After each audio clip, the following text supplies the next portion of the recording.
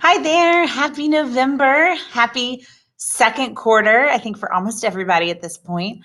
I hope that you're doing well and that things are going swimmingly for you now that you're out of that beginning of the year kind of crush of insanity. I'm starting to finally feel in November like I'm kind of getting into the groove.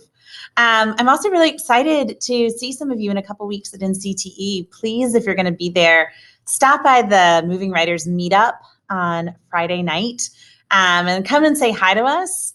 We're also presenting on Saturday afternoon, and we would love to see you there as well. So I have been spending the last few weeks talking to you about communication and writing workshop, because writing workshop is such a big thing to try to concisely and effectively communicate to parents, to administrators, to sometimes our colleagues who don't really get what we're doing or why we're doing it. But today I want to talk to you just a little bit about a way that I communicate with the kids, or really rather the way that writers communicate with me. It's a really simple thing, but it's made a big difference in my writing conferences and my reading conferences this year. So I've always had my students make goals each quarter as readers and as writers. And usually they make the goal and I come around and I confer with them about it and I write it down in my conference notes, and maybe they write it down in their notebook. And then it kind of evaporates. It kind of like goes out into the ether until the next quarter. And then I'm like, wait, what were your goals? Did you meet your goals? Let's make new goals.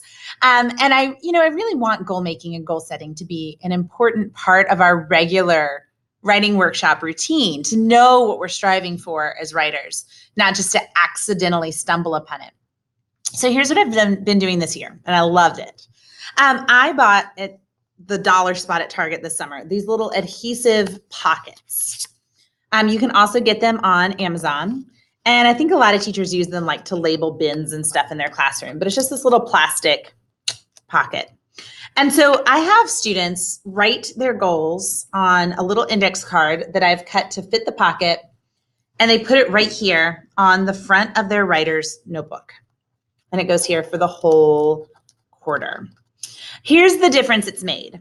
Every time a student grabs his or her writer's notebook, that goal is staring them in the face. And maybe they don't read it every single time they pick up this notebook, but it's there, it's visible. We're communicating to ourselves that this is something really important, and this is something that I want to literally visually focus on. And that's why it's front and center.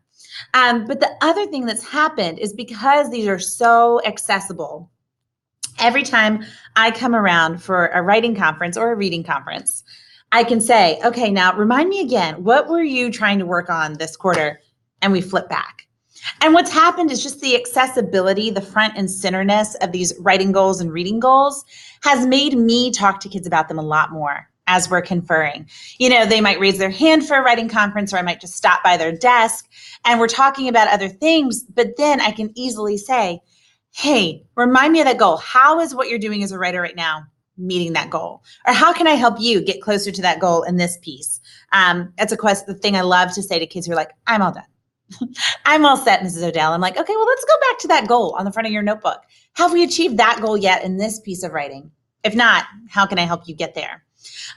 So I have some questions that I'm going to share below with you that I use to generate goals. There's nothing magical to them. It's just the questions that I like to ask recently to help kids think through their goals, because I don't want their goals to be to write 7 pages, or I want to read long books, right? I want them to be like smart, meaningful goals.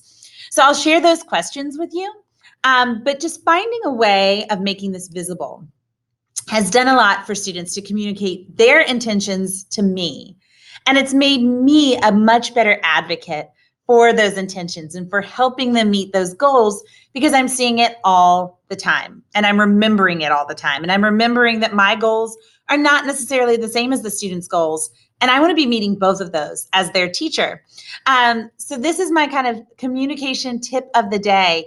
Even if you don't have the really cool pockets, which I love, because then at the end of the quarter, we took this one out, we put a new one in, but just maybe a label that you put on the front, and you replace that label each quarter with their reading goals and their writing goals.